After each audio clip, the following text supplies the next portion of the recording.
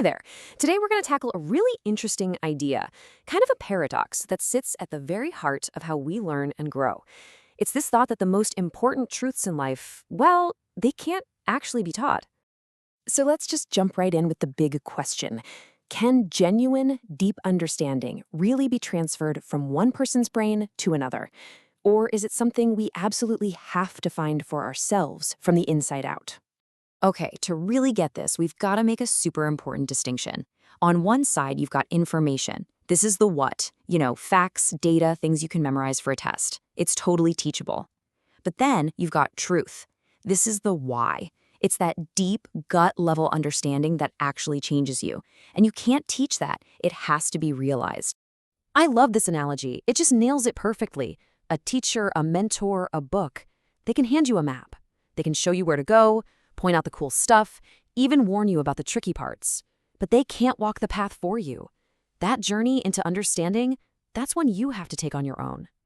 So this isn't some new idea. People have been wrestling with it for ages. Let's start by jumping back to see how ancient Western philosophy took a crack at this exact problem. Think about Socrates. This guy was not your typical teacher. He didn't stand in front of a class and just lecture because he claimed he didn't have any answers to give. Instead, he called himself a midwife of the mind. His job wasn't to implant his ideas into others, but to help them give birth to their own understanding. And believe it or not, there's a fancy word for this, maieudex. It's literally the art of being a philosophical midwife. The entire point is to draw truth out of someone through careful questioning, not to shove it in from the outside. So how does this actually work? Well, it's a pretty brilliant four-step dance. First, you start with a big question, like what is courage? Then, by talking it through, you help the person see a contradiction in what they believe.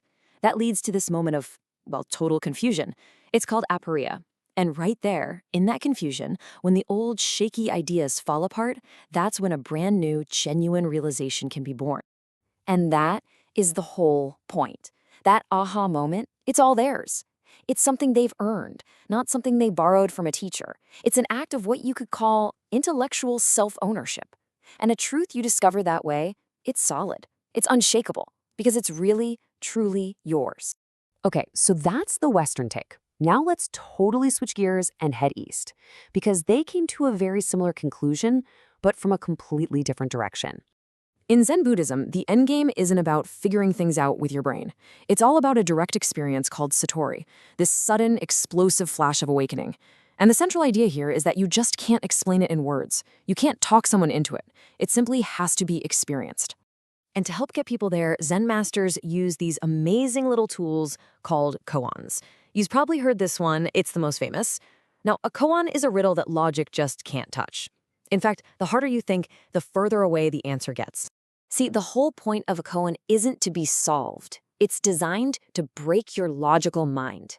It's meant to get you so tangled up in a problem that reason can't solve that your analytical brain eventually just gives up. And in that quiet moment of surrender, that's when you can make a leap into a totally different way of knowing, into pure intuition. All right, this is all fascinating philosophy, but let's bring this home. How does any of this stuff actually show up in our day-to-day lives? Just think about the really big stuff, right? You can read a million poems about love, but you don't know love until you feel it. People can tell you about grief, but you'll never understand that hollow ache until you've truly lost someone. These aren't concepts you learn, they're truths you have to live through. And this is exactly why art hits us so hard. A great movie or a powerful song doesn't really teach you something new. What it does is hold up a mirror. It shows you an experience, and you suddenly recognize a truth that was already sleeping inside of you. You recognize it, you know it again, but this time you see it clearly. So where does this leave us? If the deepest truths can't be taught directly, then what's the point of teachers? And maybe more importantly, what does that mean for us as learners? This idea doesn't make teachers less important. Heck no. It actually makes their job even more crucial. A great teacher isn't someone who just pours facts into your head. They're a facilitator. They give you the tools, the questions, the new perspectives. They give you the lens. But the light, that light of real understanding, has to shine from inside of you. And what's so cool about this is that it flips the script. It puts the power and the responsibility right back in your hands. We stop being passive buckets waiting to be filled with information and become active explorers, seekers of our own truth. You know, when you really get this, it becomes your best defense against dogma. Dogma is just a belief that someone taught you and demanded that you accept. It's a truth that you're holding on loan from somebody else. But a realized truth, that's something you own. You've wrestled with it, you've tested it against your own life. It's not just believed, it's lived. So we'll end by just turning that question back to you.